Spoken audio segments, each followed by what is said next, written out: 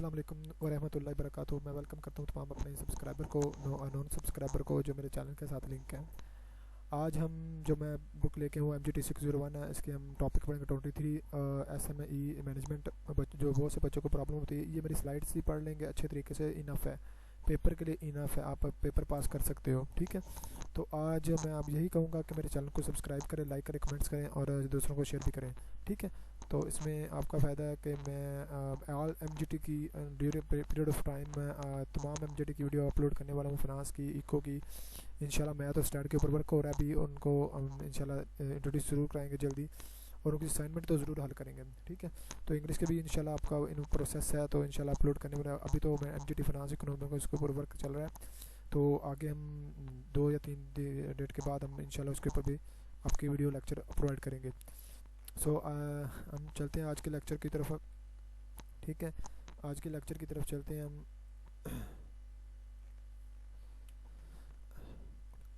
आज पढ़ते हैं, हमने पढ़ना है types of the collaterals, guarantees, assign pledge and techniques of security.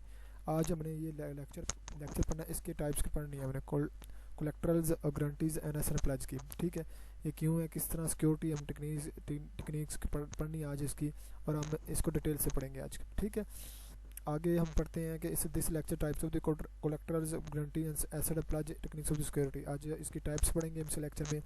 ठीक है, आगे देखते हैं। अच्छा, इसमें आप देखना है कि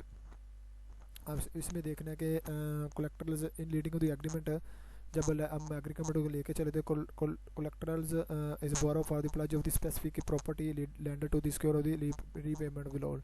फॉर एग्जांपल आप लोन लेने जाते हो तो कॉन्ट्रैक्ट करते हो, कॉन्ट्रैक्ट कैसे करते हो आप। ठीक है, कॉन्ट्रैक्ट आप कैसे करते हो, जब आप लोन लेते हो, लोन लेने के बाद वो आपको कुछ सिक्योरिटी मांगता है। ठीक है, प्लज वो आप क्या करते हो, प्रॉपर्टी प्लज करा देते हो। जब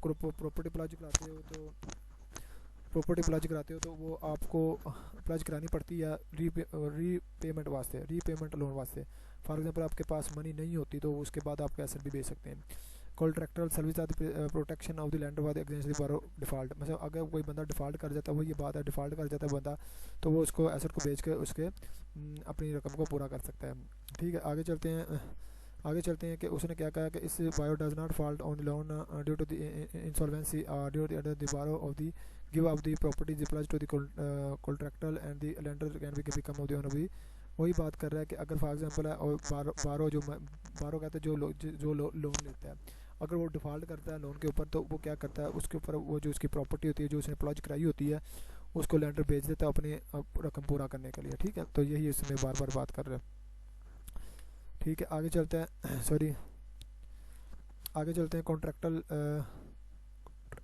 Contractor especially thing with banking tradition refer to the secured leading, also known as asset based leading भी कहते हैं इसको।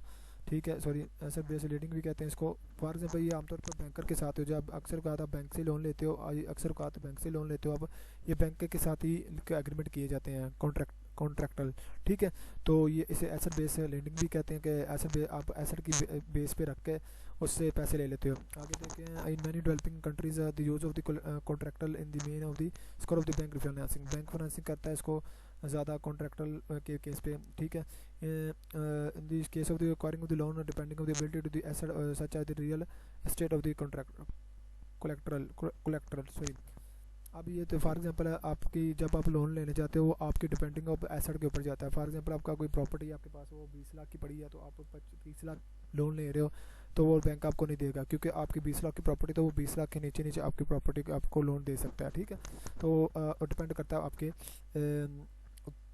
एसेट के ऊपर। ठीक है, आगे चलते हैं, गारंटी पढ़ लेते हैं। गारंटी जो होती है, guarantee the in France the promise to the one parties guarantor to the assume responsibility for the debt for the obligation to the borrow if that is borrow defaults। For example एक बंदा है, उसने finance loan लेना होता है, एक party से promise कर देता है कि आप इसको, मैं इसकी रिस्पॉन्सिबिलिटी रहता हूँ, ये डेट दें, इसको ऑब्लिगेशन दे, और मैं इसकी गारंटी देता हूँ, अगर वो डिफॉल्ट करता है मैं इसकी पेमेंट करूँगा। तो गारंटी ये भी हो सकती है। ठीक है, आगे the person company that provide the promise, अपना प्रॉमिस प्रोवाइड करता है, अपनी प्रॉमिस गारंटी देता है, इज नोन एज गारंटर। बस वो गारंटर होता है। फॉर एग्जांपल एक बंदा मैं हूँ, तो एक मेरा दोस्त है, मेरा दोस्त मेरी गारंटी देता है कि भाई मेरे पास वो काफ़ी पैसेदार है। ठीक है, वो गारंटी दे देता है कि मैं इसके पैसे पे करूँगा, तो फिर कंपनी उसको या बैंक उसको पकड़ेगा। ठीक है, आगे चलते हैं आगे चलते हैं the terms contractual and security really means that some things, मतलब जो कॉन्ट्रैक्टल सिक्योरिटी है वो really mean thing same things हैं, एक ही चीज़ है कॉन्ट्रैक्टल और सिक्योरिटी। मतलब आपने सिक्योरिटी रखने है, कॉन्ट्रैक्टर खाना है, कॉन्ट्रैक्टर में भी आपने सिक्योरिटी रखवानी होती है, मतलब अपने एसेट प्लज कराने होते हैं। The guarantee are you give to the lender pledge asset, मतलब आपने जब गारंटी देनी है तो आपने लीडर्स को, अपने लैंडर्स को प्लज एसेट कराने हैं, which can the seize and sell of it returns back of this loan. मतलब जो गारंटी दे रहा है ना, अब दो गारंटी दे रहा है, जो गारंटी दे रहा है अब उसने अपने एसेट प्लज कराने हैं, अपने एसेट प्लज कराने हैं। अगर वो बंदा नहीं पैसे करता तो वो एसेट को बेच के उसको अपनी रकम पे दोबारा ले सकता है, ठीक है। They are the other form of the guarantees that of the can secure loan, इसकी गारंटी के अदर फॉर्म भी है जो अपने लोन को सिक्योर कर सकता है, such as the insurance policy to the benefit for the lender. मतलब इंश्योरेंस पॉलिसी आपको बेनिफिट पहुंचा सकती है, आप इंश्योरेंस करा सकते हो, ठीक है। और the understanding third party of the prepay of the loan, मतलब थर्ड पार्टी मैं हूँ, मेरा दोस्त है, ठीक है, वो मेरा दोस्त क्या, मेरा थर्ड पार्टी है, वो उस पर कर सकता है, वो उसकी गारंटी दे सकते हैं, ठीक है। तो ये आपका पड़ा होगा। फिर आगे आगे जाके चलते हैं, सॉरी आगे चलते हैं। टिपिकली जो कॉन्ट्रैक्टल होते हैं, लैंड और बिल्डिंग होती हैं, फर्स्ट और लैंडिंग बिल्डिंग, सेकंड मोर्टेज और डिवेंचर और ऑन प्रॉपर्टी, ठीक है। आप मतलब ये लैंडिंग बिल्डिंग के ऊपर ले सकते हैं कॉन्ट्रैक्टल, मतलब जो प्लज करा सकते हैं। फिर सेकंड अपने मोर्टेज लोन होता है, डिवेंचर ऑफ प्रॉपर्टी, जो डिवेंचर ऑफ प्रॉपर्टी होती है, फिक्स ऑफ एसेट है, charges debenture of machine equipment of vehicles, ये फिक्स एसेट होते हैं, इसके ऊपर बनानी होती है। Share certificate in the for boring company से शेयर जो आपने कंपनी से शेयर सर्टिफिकेट लिए होते हैं, बोरो किए होते हैं, वो करने होते हैं टिपिकल कॉन्ट्रैक्टर में। Guarantee from the bank, other institute, export credit guarantee and insurance scheme and third parties में सब गारंटी आप इसी से भी ले सकते हैं। ये सारा आप गारंटी में बंदे हो सकते हैं, बैंकर भी हो सकता है, अदर इंस्टीट्यूट भी हो सकता है, ठीक है। तो ये देखते हैं, आगे चलते हैं, सॉरी आगे चलते हैं, चलिए जी।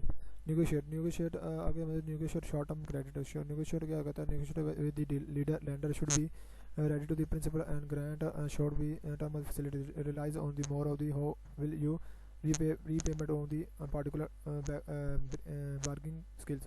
फॉर एग्जाम्पल इसका मतलब है आप नेगोशिएट लैंडर से करते हैं, अपने मनी आपको किस पार्टिकुलर डेट तक वापस करनी है, कैसे प्रीपे करेंगे आपको, आप नेगोशिएट करते हैं उसके साथ, ठीक है। उसको मतलब बार्गेनिंग पावर स्किल्स दिखाते हैं, ठीक है। तो उसके बाद a good knowledge of the business and second grasp of the all fact of the figures of the result current situation and prospectus of the convincing of the agreement that they put forward। मतलब इसका ये सबसे बड़ा ये फायदा है कि आपको नॉलेज होनी है, अपने बिजनेस के बारे में नॉलेज होना चाहिए, उसके फैक्ट और फिगर के ऊपर, रिजल्ट के ऊपर आपकी ग्रिप होनी चाहिए, आपकी करंट सिचुएशन क्या है, प्रोस्पेक्टिस क्या है आपका, ठीक है, एग्रीमेंट्स क्या है आपके, और उसके ऊपर कैसे पुट फॉरवर्ड कर सकते हैं, ठीक है। तो आपको ये सारा पता होना चाहिए, ठीक है। आगे चलते हैं कि lender aim to the get good rate of the interest of the money on the title of the risk। मतलब lender जो होता है, जो आपको मतलब लोन लेता है, ठीक है, तो या लोन देता है, जो उसका एम होता है वो गुड रेट है इंटरेस्ट के ऊपर, आपकी मनी के ऊपर, जो लिटिल रिस्क जो आपको लिटिल रिस्क होता है। फॉर एग्जांपल आप लोन लेते हो, उसको रिस्क तो है ना कि आपको लोन देना, अपने पैसे वापस नहीं, पैसे में भी आप तंग करके दो तो वो इंटरेस्ट जो चार्ज करता है, ठीक है। तो उसके बाद they will be probably prefer two types of the facilities payment method of their staff most familiarly with and which not the present value of much back office of time or time probably refer करते हैं types of the facilities payment, आपकी facility payment method कैसा है, और staff को are most family with which is not present to the much of back of the effort time. तो आपके पास यही देखना है कि आपकी टाइप्स ऑफ देखी जाती हैं, आपके पास पेमेंट कितनी है, आप आपकी फैसिलिटी को कितना पेमेंट करते हो, कितना सो मच प्रेजेंट रहते हो उसके कंपनी अपने बिजनेस में, ठीक है। तो ये which does not present to the much back of effort और टाइम, मतलब जो एफर्ट और टाइम नहीं करता, मतलब टाइम और मतलब एफर्ट नहीं कर पाता उसके ऊपर, ठीक है। At the time lender will try to obtain fees of the, मतलब जो लीडर्स है उसको अपने फीस भी चार्ज करते हैं, उसके रेंटरी के ऊपर वो फीस चार्ज करता है। अब फीस चार्ज कैसे करता है, इसके आगे पढ़ लेते हैं, सॉरी ये हमने पढ़ लिया हुआ था, तो ये आज पढ़ना, आगे देखते हैं। negotiate should be benefit for both parties, each much of way of the feelings और satisfied होते हैं दो बहुत पार्टी जब negotiate करते हैं दोनों पार्टी को बेनिफिट होना चाहिए आउटकम का जो आपके आउटकम होने हैं मतलब उसके ऊपर ठीक है. The relation with the way have develop to the long term once on the bank of the growing appropriate trust use मतलब जो रिलेशनशिप होने चाहिए प्रॉपर्टी डेवलप होने लॉन्ग टर्म के लिए होता है ठीक है. द बैंक को growing up the appropriate trust मतलब बैंक को आप पर ट्रस्ट होने की उम्मीद होनी चाहिए आपका ट्रस्ट करना चाहिए उसके ऊपर. ट्रांजेक्शन डेवलप और योर बिजनेस एक्सपेंड आपकी जितनी भी ट्रांजेक्शन होगी आपके बिजनेस को एक्सपेंड करेंगे. Banker also keen to the key customer आप बैंक आपको अच्छा कस्टमर समझेगा. ज़ाहिर बात है आपके बैंक की ट्रांजेक्शन बहुत अच्छी हैं आपको बैंक आप बैंक बिजनेस में अच्छे हैं तो आप बैंक आपको बड़ा अच्छी रिस्पॉन्स करेगा ठीक है. तो आगे चलते हैं. In foreign trading is virtually impossible to avoid this banking system if you are the exporter or importer. मतलब फॉरेन ट्रेडिंग आप करते तो इम्पॉसिबल है कि वो आप बैंकिंग आपको अवॉइड करे आपके सिस्टम के अवॉइड करे क्योंकि यू आर या तो एक्सपोर्टर या इंपोर्टर हो ठीक है.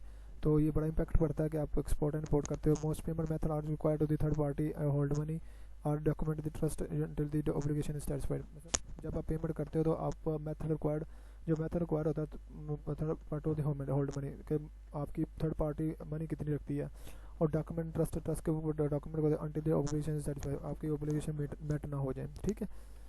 आगे देखते हैं. Seek the bank of the advice of the difficulty method of the payment and credit facility available. और उसके बाद बैंक ये देखता है कि एडवाइस देता है कि आपको कितनी डिफिकल्ट मेथड हो सकते हैं पेमेंट के और क्या फैसिलिटी आपको क्रेडिट फैसिलिटी पे कर सकता है. क्रेडिट फैसिलिटी के द्वार पे बैंक देता है आपको लोन देता है. तो उसके बाद आपका don't stop of the list of the given of the bank of the brochures of the मतलब आपको लिस्ट नहीं देनी चाहिए ब्रोचेज ऑफ लिफ्ट की ठीक है. Don't stop at the list मतलब डोंट स्टॉप ना करें अपनी लिस्ट को ठीक है. तो उसके बता आप उसको बैंक को दें आप explore possibility of the members of your banker will be मोर मतलब आपका एक्सप्लोर है जो पॉसिबिलिटी है वो रिमेंबर करें that your banker will be more knowledge than you are about the risk. मतलब बैंकर क्या विल रखेगा आपके नॉलेज को आपका ज़्यादा नॉलेज रखता है कि आपके किस आपका रिस्क किस किस्म का एडवांटेज डिराइव बैक हो इस सिस्टम. बैंक ये सारा देखता है कि आपका फ़ायदा आपका बेनिफिट क्या है आपका नुकसान क्या है और उसका ड्रॉबैक क्या है ठीक है. तो ये देखते हैं. आगे अप्रेजिंग फीस है. अप्रेजिंग फीस आपने देनी होती है ठीक है. फ्रंट एंड फीस परसेंटेज देनी होती है आपने सही है. और जो आपकी deduction from the principal disbursement होती है amount of the versus of institute of the institute होते हैं जो आपने अप्रेजिंग फीस के लिए देना अप्रेजल करना होता है. जब आपने चेक इट ये बताया होता है check list of the commission fees and charges मतलब जब चेक लिस्ट होती है तो उसको commission fees and appraisal fees देनी होती है. कमिटमेंट ऑफ द फीस आपने interest rate for as per annum अपने इंटरेस्ट रेट देना होता है पर एनमली पर्सनली तौर पर ठीक है. Rate of the usually of the percent यानी पर 1% आपको देना पड़ता है. तो ये फीस है आपकी जो आपको देनी पड़ती है ठीक है. आगे चलते हैं. Interest outstanding principal interest rate outstanding principal draft expect of the as per annual rate जो आपके आउटस्टैंडिंग जो अभी तक पे नहीं किया तो आपने पे करने उसको रेट में भी reflect of the landers assessment risk जो रेट आपका लैंडर्स का रिफ्लेक्ट करता है असेसमेंट रिस्क को. लो रेट में भी available through the incentive scheme for the exporter and for the developer of the components. मतलब लो रेट उनको दे देते हैं जो एक्सपोर्टर जो सेल करते हैं पुराने मुल्क ठीक है. उसको कंपोनेंट देख के देखा जाता है और consider the specific economics benefit of the country जो कंट्री इसको स्पेसिफिक बेनिफिट भी देती है ठीक है. तो वो ये देखे जाते हैं ठीक है. आगे देखते हैं. लीगली कास्ट होती है. लीगली कास्ट गवर्नमेंट की जितनी भी कास्ट है वो आपके लीगली चार्ज एक्सपेंस वो इनकर किए जाते हैं. और जो मोर्टेज की फीस होती है वो 1% से लेकर 1% वैल्यू होती है. इंश्योरेंस की भी 1% होती है और स्टैम्प ड्यूटी की 1% होती है. रजिस्ट्रेशन की 2% मोर्टेज वैल्यू होती है. तो ये आपको ये फीस एक्सपेंस है जो आपको पे करने पड़ते हैं ठीक है. तो आगे चलते हैं. रेवेन्यू फीस ये रेवेन्यू फीस भी आपको देनी पड़ती है. मतलब disbursement fees disbursement revenue fees amount of the charge to the lender a flat fees of the disbursement if they are more than 1 ठीक है. तो आपको ये रेवेन्यू फीस देनी पड़ती है ठीक है. और charging of the payment facility से सर्विसिंग आपको फीस देनी पड़ती है ठीक है. आपको fees and commission for the opening and confirming LC collection for other rendering servicing render by the bank. ठीक है। तो आपको ये सारी चार्जिंग फीस पेमेंट करनी पड़ती है जब आप रेंडरिंग कन्फर्म कराते हैं अपने बैंक के through. Discount rate percentage taken by the bank for the discount receiver को डिस्काउंट देता है, ये भी आपको प्रोवाइड करनी पड़ती है। ठीक है, तो ये आसान सी है, इतना मुश्किल नहीं है। ठीक है, आगे देखते हैं इम्प्रूविंग योर नेगोशिएट पोजीशन। अब नेगोशिएट को कैसे आप बी गुड प्लेयर, आप अच्छा के अपने बिजनेस को समझते हो। ठीक है, in the first and second for most value role, जो आपका फर्स्ट और फॉर्मेशन रोल होना चाहिए। Build your reputation of the someone, always pay on the doubt, मतलब आपकी रेपुटेशन अच्छी होनी चाहिए कि किसी को डाउट ना हो कि आपको पे करने से पहले। Be particularly careful to honour interest payment in time, आप इंटरेस्ट पेमेंट टाइमली करो। ठीक है, और इंटरेस्ट पेमेंट आदि बैंक का जो revenue effect of the operating result, आपका ऑपरेटिंग रिजल्ट के ऊपर बड़ा इफेक्ट पड़ता है आप जब इसको इंटरेस्ट पेमेंट पर करते हैं। कोई सेविंग हो जाता है, इंटरेस्ट सेविंग करता है आपकी टैक्स में। ठीक है, और उसके बाद finally always you mind of the purpose of the borrowing तो सर्वे ऑफ द बिजनेस। जब आप बारो करते मनी तो आप बिजनेस को सर्वे करो। You have to the competition in which means the minimise cost and overhead, और इसको फिर आप कंपटीशन में देखोगे विच मीन्स मतलब मिनिमाइज कास्ट अपने ओवरहेड कास्ट को, और कास्ट को कैसे मिनिमाइज कम कर सकते हैं। यू आर बारो, it must always be better alternative not borrowing, मतलब आप यू आर बारो तो it always be better alternative not borrowing, मतलब आप ये वो तरीका जो आपको बोरोइंग करना है, आप प्रॉफिट को इतना इंक्रीज करो कि आपको आप अपने लोन को मेट कर सको। ठीक है, this can be only terms of the condition of the right, तो ये टर्म और कंडीशन में जो आपको ये फिल करनी पड़ती है। ठीक है, तो आगे चलते हैं। तो आगे यही है, चला आज का लेक्चर यही ख़त्म होता है। मैं यही सबसे पहले यही कहूँगा कि मेरे चैनल को सब्सक्राइब करें, लाइक करें, कमेंट करें और बेल आइकन पर क्लिक करें। Thank you so much.